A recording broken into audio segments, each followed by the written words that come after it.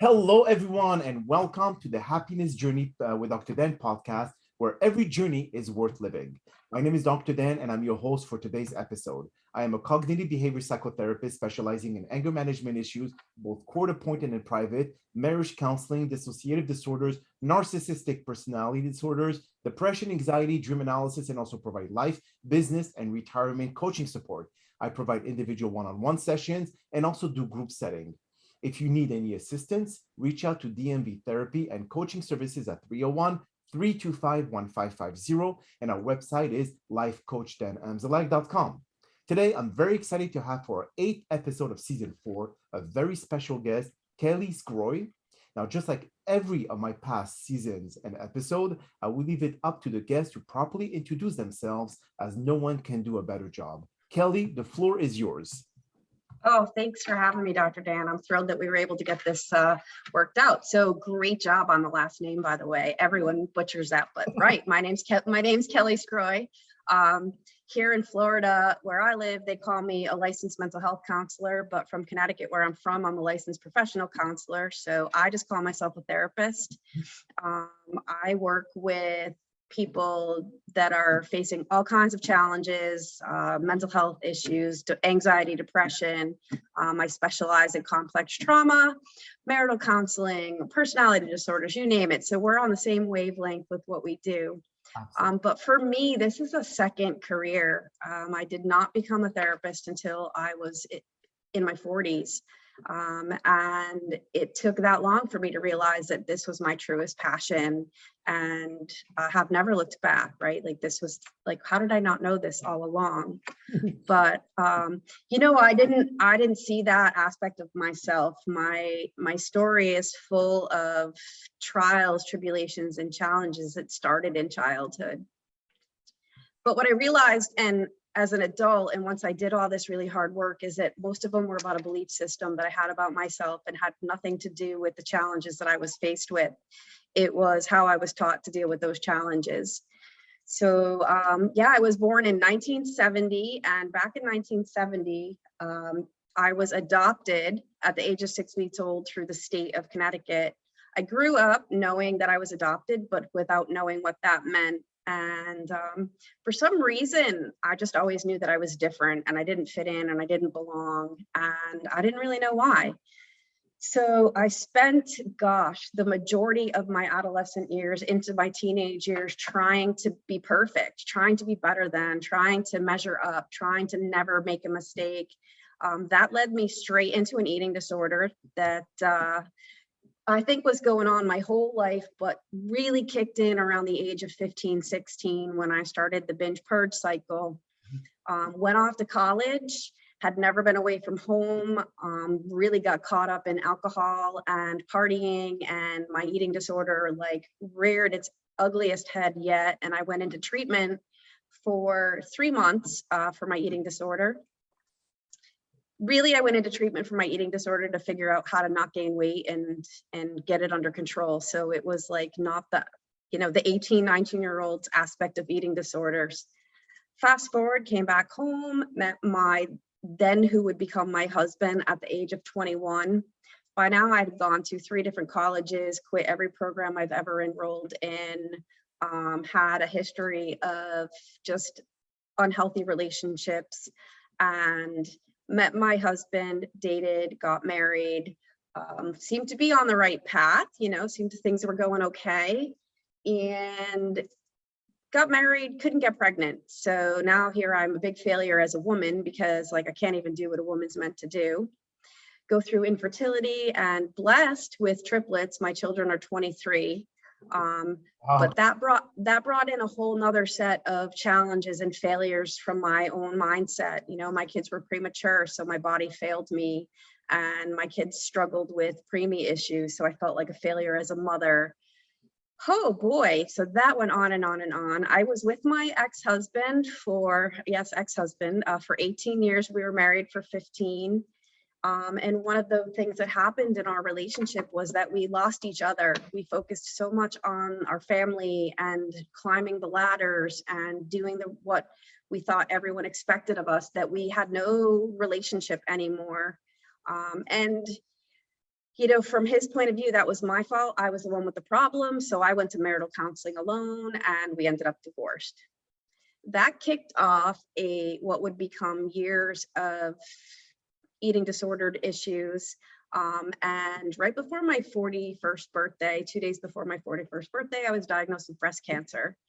Wow. So I spent the next year going through chemo, 4 months of chemo, 6 weeks radiation, bilateral mastectomies with reconstruction, with 12, 13-year-old triplets to take care of.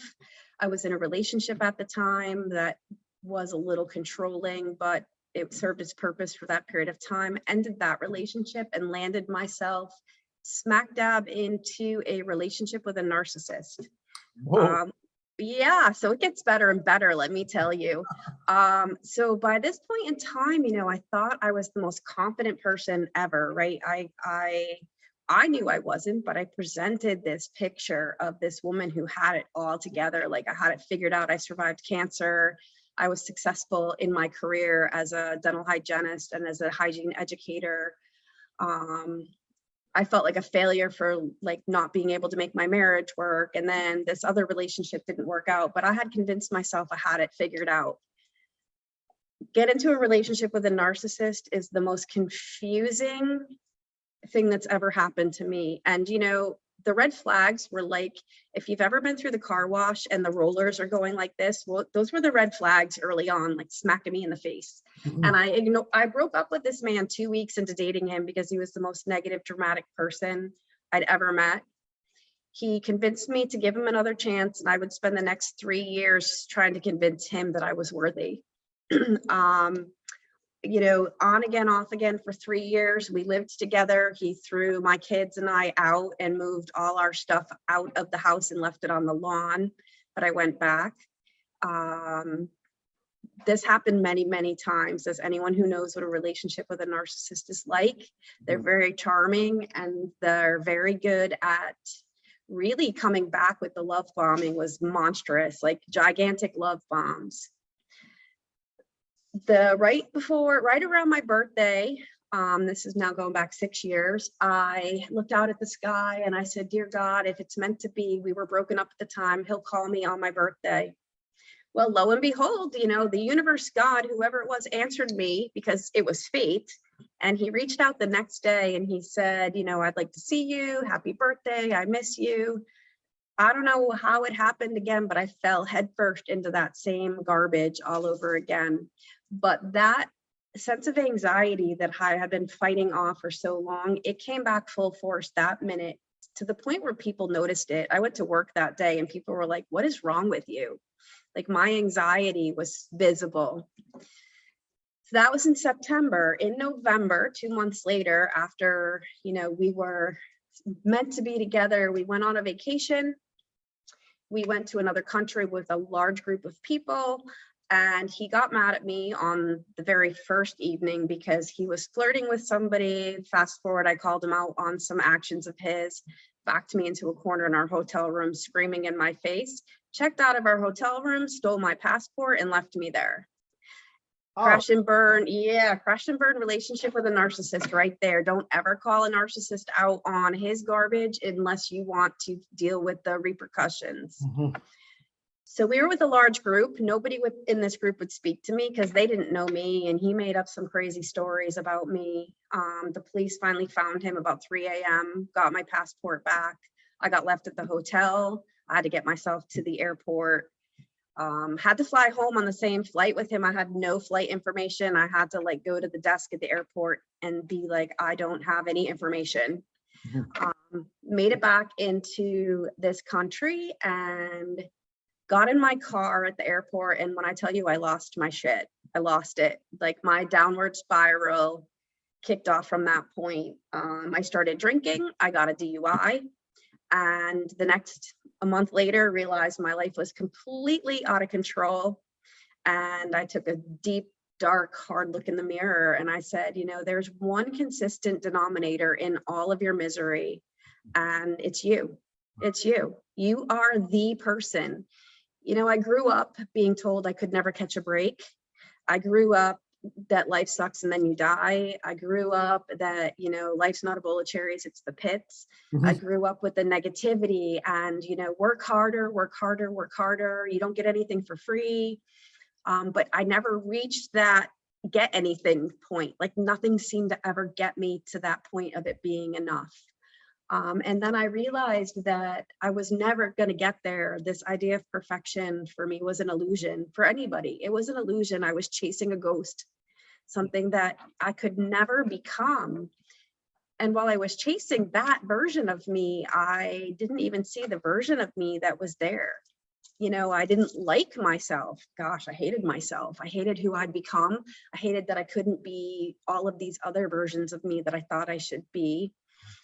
And in the end, like I reached that point where my kids didn't want to be around me anymore because I became the version of me that I dreaded ever becoming. I was that version, right? I was like, they're like, Mom, you're like so dramatic and there's so much chaos and we just can't be around you. And I had to pull my life together. And that was like that was the hardest work I've ever done in my life and the most rewarding. So now we're going back about 6 years. And that's when my happiness journey began, right? That's when my journey to happy started. And gosh, I had an amazing, amazing therapist that I found, and I was a therapist. So, you know, I should have known better than all this, right? But boy, and I want to reiterate, it doesn't matter what your background is, what your education is, whether you're wealthy or not wealthy, whether you have a big family or a small family, when you don't believe in yourself and you are chasing something outside to fix that, you can end up right where I ended up. Because, you know, I'm well educated. I had great jobs, I had great family. I was raised, other than the negativity, with a lot of love and support. And I didn't believe in myself. I had a great therapist. I found an amazing intuitive coach at the time because my therapist taught me about spirituality and my soul's purpose and what this life was all about from that perspective. And it made so much sense to me when she talked to me about soul groups and coming together and learning from each other, and that I was exactly where I was always meant to be, even though it really sucked at that point in time. And that I had the ability and the power within myself to make the changes that I wanted in my life. And that is what I did. I worked really, really hard. I looked in the mirror. I owned my part of everything. I owned my irresponsibility. I owned putting myself in these situations. And when I work with people with trauma, you know, a lot of the times when we're still coming through it, we ask, like, why is this happening to me? But I knew why it was happening to me. I allowed it to happen to me. Right? I put myself in that situation because I didn't have enough self-worth and enough love for myself to know that I deserved more. And that is really what it came down to. I was looking for happiness outside of myself. And, you know, you work with people, you hear this too, I'm sure. When I have the relationship, I'll be happy. When I lose weight, I'll be happy. When I get in shape, I'll be happy. When I have $1 million, I'll be happy. When I have kids, I'll be happy. That was me, right? I was never allowed to feel anything but happy. So I faked happy. I remember one Christmas crying and my mother tapping me on the leg and going, oh, they're happy tears.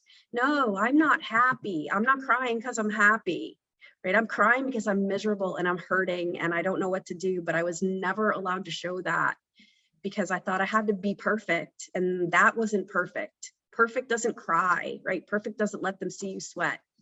Yes. And in our society, we're taught to not ever show these vulnerabilities. And it wasn't until I showed my authentic vulnerability and cried and, you know, admitted all the things I did that screwed up my own life, that I was able to find my happy. And it was with me. Like, I was it. I had the ability to go, wait, why do I have to wait to be in a relationship or to have the money or to be skinnier or to reach my goal weight or to have the best fitness body or to whatever it is that's out there, have another car, have a bigger house, to be happy? Why can't I start off happy and see what comes when I'm happy? And when I finally started focusing on the littlest things that made me happy, and I mean little things, like right now I have a cat who's trying to get on the keyboard, and like she's like, "Oh, mommy, what are we talking about?" These are the little things, right? The littlest things: a sunrise, a sunset, a smile from a child in the store, watching an old couple walk holding hands. Like these simple little pleasures that I couldn't even see before because I didn't have them, but they made me smile. And that's when I started finding happy. And I started accepting that happy was what I decided it to be, not what everyone else told me it should be. And that made a huge difference. I mean, I don't do what everyone thinks I should do. Heck, I catch myself some weekends going, wow, I should be out doing something. But maybe that's not what's making me happy. So yeah, I had to really take a look at what was important for me, for Kelley, not for everyone else to be happy with Kelley. And that's where my changes came in. This is definitely a very heavy story, Kelley. I mean, there are so many pieces. We could be on here for hours with it, but you know what? I think that the best part of it is sometimes I tell the story and people are like, wait a minute, stop. And I'm like, why? Like, it's just my story. It's not who I am, right? It's just my story. It's just like, yes, it happened, but it happened because it was meant to happen so I could get here. And I've heard people have asked me, if you could go back and change one thing, what would it be? nothing. I always said, Mike, I don't really think so. Honestly, Dr. Dan, I don't think I'd change a thing, because if I did, I wouldn't be this version of me. And this version of me is the version that accepts being introverted and doesn't buy into the extroverted world that people are telling me I should be in. You live in Florida, you should be out doing things. I decided a few weeks ago, I don't like the beach. And I'm like, I said it out loud. I'm like, you know what? I just don't like the beach. Going there doesn't make me happy. So I stopped forcing myself to go to the beach, right? It just was so easy. And it doesn't matter if people say, why don't you go to the beach every weekend? Because I don't like it. I don't have to anymore. So really, like, my heavy story and the challenges in my life, I think, and a cat who wants to knock everything over, I think my challenges in my life, they taught me that hope was in front of me. I was looking in the wrong places for it. I was expecting life to be just this picture perfect idea of what I imagined on the fairy tales, and it's not. It's, it gets hard and it gets messy and it gets muddy and things happen, and bad things happen to everybody, not just good people or bad people. Bad things happen. And I had to take those bad things and own my role, own my part of them. What did I bring to that allowed it to happen? Now, sometimes bad things happen and we don't play a role, right? I didn't ask for cancer, but I've used it as a way to connect with women who are struggling with their cancer diagnosis. I've used it as a way to say life is short and I don't get another go round that I'm going to remember. I get to do it now, right? I get to go, hey, look, I can wait till I'm 65, 70 and travel, or I can figure it out now and do what I want to do, because tomorrow's not promised. Not at all. No. And yeah. It's the thing is, you start learning to live mindfully instead of always learning to live for the future that is not, it's not guaranteed, unfortunately. But you brought up a lot of very good points here that I would like to be able to ask a few questions about. The nature of the host.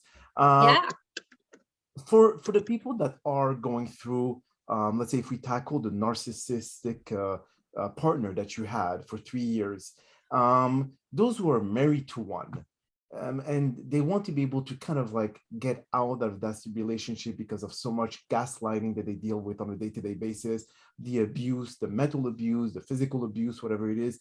How do you, or what would you suggest as a therapist, as we work in the same field, you and I, what would you suggest them to approach this relationship? Because obviously, like you said, you are in control. You decided to go back over and over and over again, despite the many red flags that you've been dealing with on a day-to-day basis. So the choice was yours to be able to accept this torture or this abuse, but keep going back. Now, how can you help someone, another woman or a man, because also some women are narcissistic in that way? What would you recommend them to do?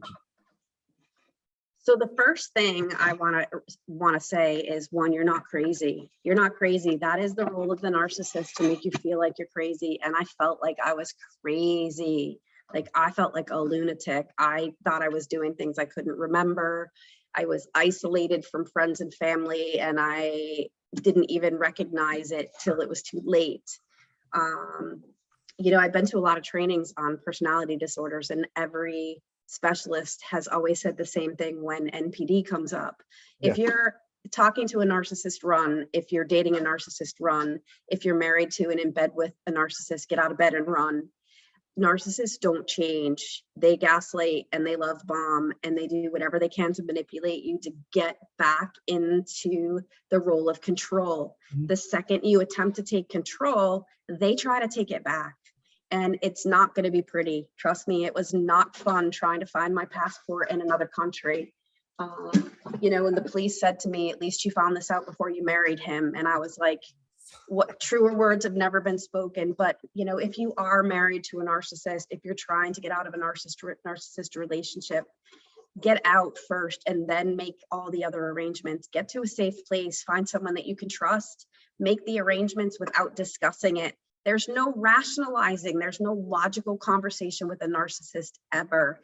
And the problem with the narcissist relationship is we start trying to prove to them that we deserve to be loved. You deserve to be loved. You don't have to prove that you deserve to be loved. The narcissist is not a happy, healthy, loving person, which is why they're breaking you down. Stop proving you deserve to be loved from anyone else and start loving yourself enough to get out no matter what. Because trust me, there's life after narcissistic abuse. There's life after it. And the life after it is so sweet and is so livable and is so, gosh, I can't even think of the word. I had just sooner gotten out of this relationship, and I decided that I had to get well out of my comfort zone and face all of my fears. And I booked a solo trip to Alaska. Like I had never traveled. I'd never gone to dinner on my own. Okay. And I just went. So, my motto, and I say this all the time, is do it afraid. I know you're scared. I was scared. I was scared for my life that night when he checked out and stole my passport. He backed me into a corner. He wanted me to hit him so I'd go to jail in another country. That's exactly what he wanted. So I feared for my life, and I really had not gotten to that point yet. And that's the truth of these relationships. So it may seem like they love you. They may seem like the love bombing is real because you want to feel that amount of love, but it's going to go away just like every single time that every other time it went away, right? Like every time it goes away. As soon as you're back in, the truth comes out harder and harder. But if you have so much love towards someone, how can they, despite all this abuse, this gaslighting that they do on a day-to-day basis, it's hard for people to start recognizing and making the immediate change. So when you haven't hold your heart in your sleeves, chances are maybe they say, "Oh, they love me so much, that's why they're jealous." So you start finding excuses for their behavior, and it's constant, repetitive action that you give the narcissistic person more power. Sure. Well, so in the therapy world, we call this, some trauma bonding. But I also want to point out that jealousy is not love. Criticism is not love. Control, manipulation, that is not love. Love is love. Love is unconditional. It doesn't mean you need to do this or that or the other thing, and then I'm going to be nice to you. It doesn't mean I love you so much you can't talk to anybody else. No, love is love. Love is freeing, right? Love is meant to empower us, not keep us stuck, not chain us to someone else. That's not love, that's control. We have the power and control wheel. And if you look on that for anyone in domestic abuse relationships, abuse is just as simple as being ignored. right? My exes used to ignore me for days like I didn't exist. That is not love. That's not love. That's abusive. But we learn these things, we learn these things by watching other people. And when you get broken down so much and your self-esteem is in the crapper, Yes. you know that you're not ever going to get anyone better. And you know what? Remember, having yourself and loving yourself and knowing you deserve to be treated so much better is better than that abuse.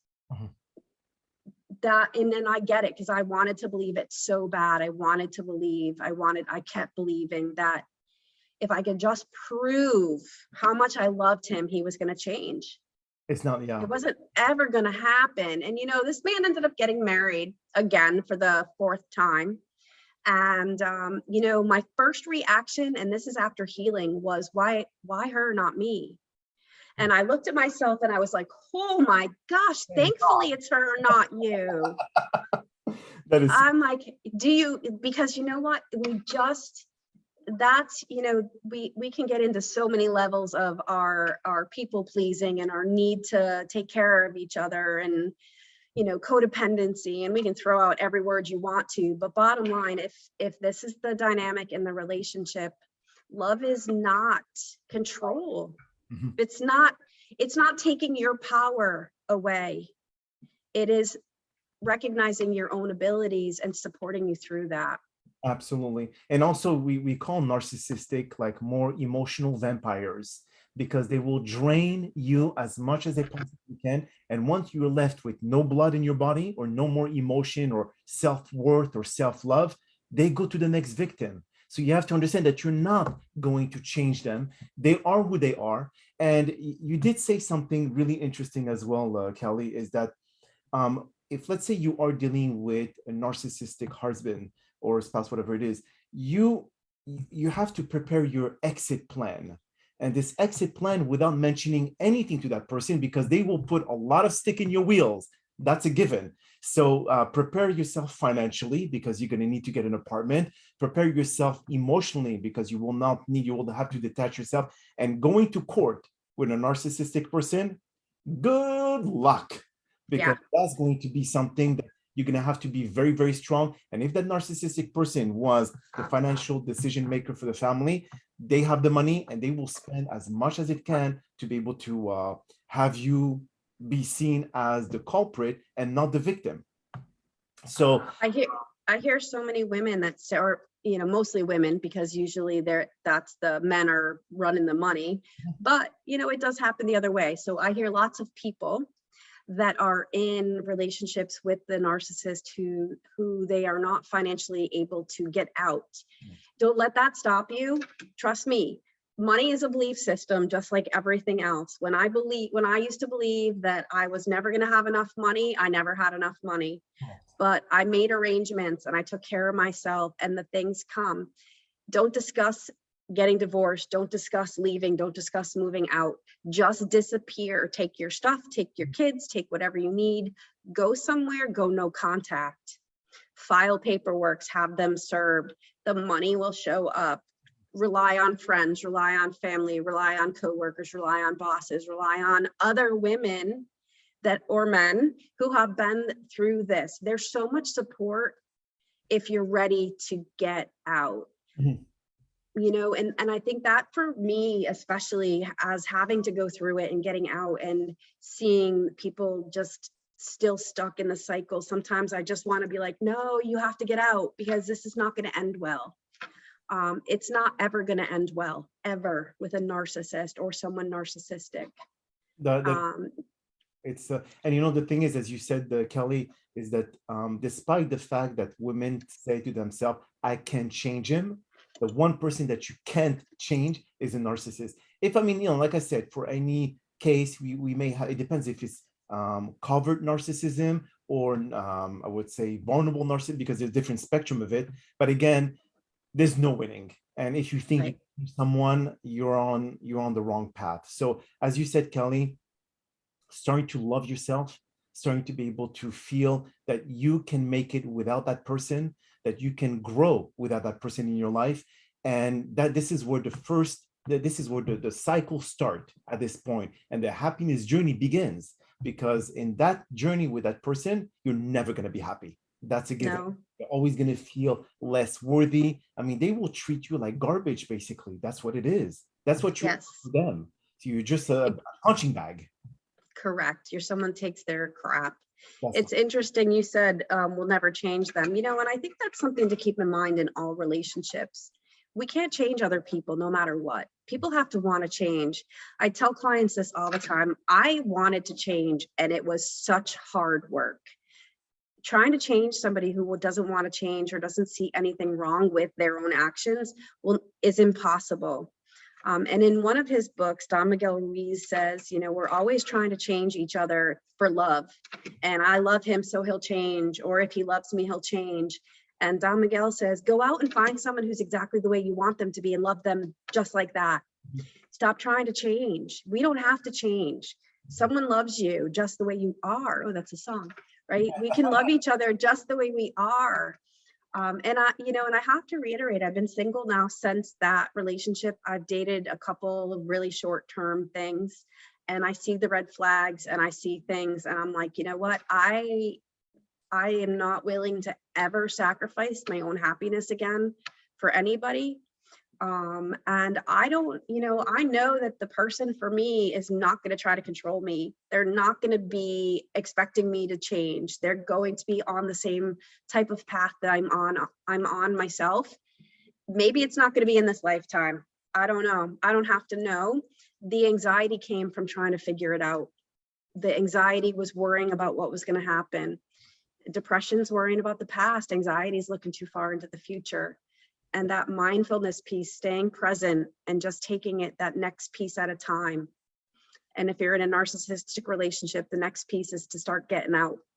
That is so true. And for some of my patients that I try to bring humor behind all that, I tell them the only thing that you could change in a person is a diaper.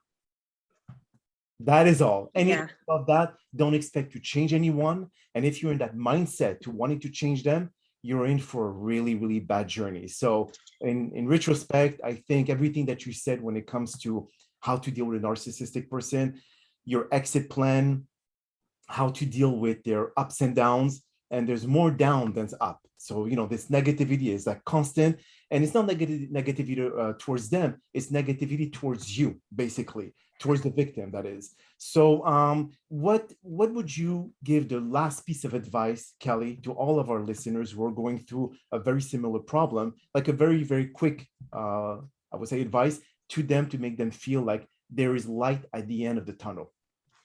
Yeah, I think that just knowing that you are love. You already are love. You don't have to prove your love. You're born, you exist, which means you have a right to be loved.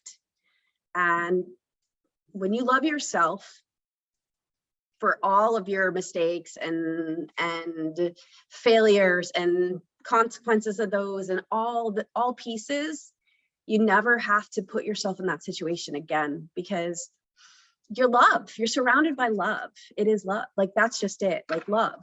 That's what we're meant to do, love. And none of that other stuff is love. And that is so, so true. Well, Kelley, that is all the time that we have for today's podcast. I really do appreciate you taking the time out of your very busy therapy schedule to join us. And thank you again for participating and inspiring our many listeners with your incredible stories. Now, we hope you enjoyed today's episode. And I'm also very excited about the many upcoming guests that we have scheduled for season 4 of the Happiness Journey podcast, filled with inspirational stories just like the one that you're listening to today. Now, here are some concluding words of wisdom. Our lives are stories in which we write, direct, and star as the leading role. Some chapters are happy while others bring lesson to learn, but we always have the power to be the heroes of our own adventures. So get that paper pad out, a good pen or pencil, as we all know we may have to erase and rewrite some chapters in our lives and just get started. If you want to thrive, don't expect anything to write itself, as you're the author of your own life. My name is Dr. Dan Amzalag, and you may all keep pursuing your amazing journey in life.